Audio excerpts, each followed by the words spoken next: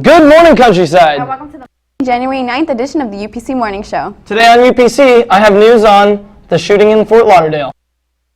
In entertainment, I have news on common sense. I'm Jenna Basic. And I'm Fauna Carapateas, and UPC starts right now.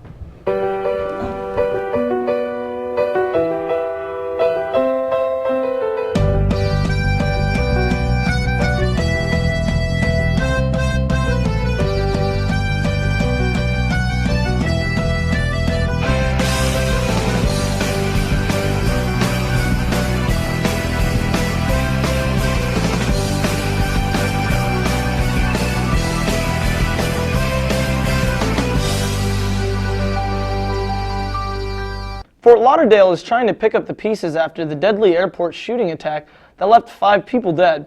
More than 50 people were taken to Broward General Hospital after the horror that unfolded Friday afternoon. This morning, 7 remain hospitalized. 5 of those are gunshot wounds, and the shooter, Esteban Santiago, will face a judge on Monday.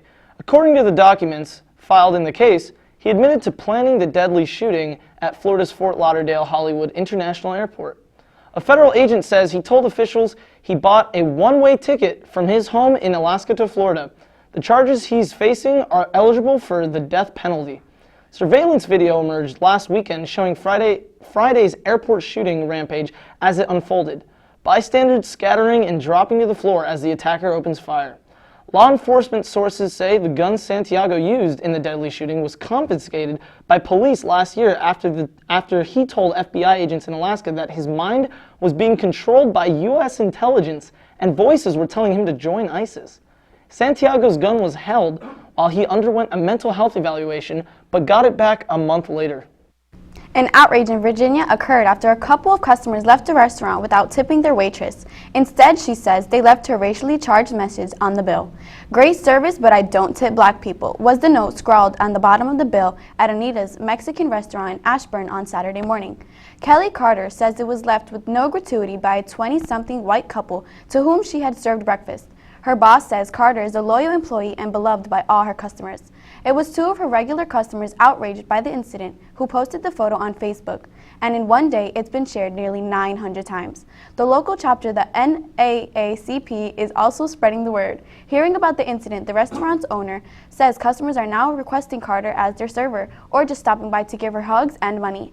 Despite the hateful message, Carter still showed up for her shift Sunday at 6 a.m., and she makes clear she's not going to let this bother her. In fact, she says if those customers were to come back, she would even serve them again.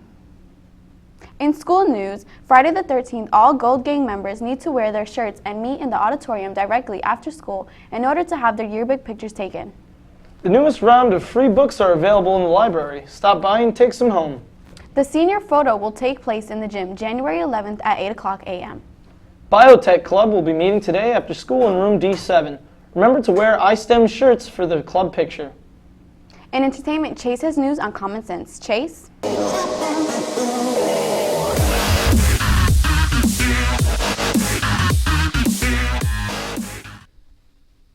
Thanks, Jenna. This day is quite important in American history. On this day in 1776, the pamphlet Common Sense was published by Thomas Paine. While pamphlets are not very commonplace today, they were a popular medium for hundreds of years, allowing people to share their thoughts on news, politics, and trends. Common Sense was important because it inspired the people of the American colonies to unite against the British and claim their independence, which they eventually did. Paine's pamphlet sold over 500,000 copies. Now back to the news desk. Jenna? Thanks, Chase. A Missouri man has single-handedly donated 30 gallons of blood to the Red Cross over a 60-year period, and the Red Cross says they need more donors like him. At 82 years old Marvin Scarrett just accomplished a rare feat. To this day, he has his original ID card from the Red Cross. He's a man of few words, but Marvin told us his need to help came from his family when he was just a teenager, and he clearly hasn't stopped. Today he wears his shirt proudly. Every pint matters, 240 pints and 30 gallons. Members of his family have also stepped up. Just yesterday they took these pictures while donating at a blood drive. Marvin couldn't be happier, and neither can the Red Cross. But the Red Cross says they need more donors. Blood donations are down in the Missouri-Illinois area by nearly 320 compared to the same time last year. But Marvin has managed to find a way. He's hoping those watching will do the same. That's all we have for you today on UPC. Thank you for watching and have an amazing day, Countryside.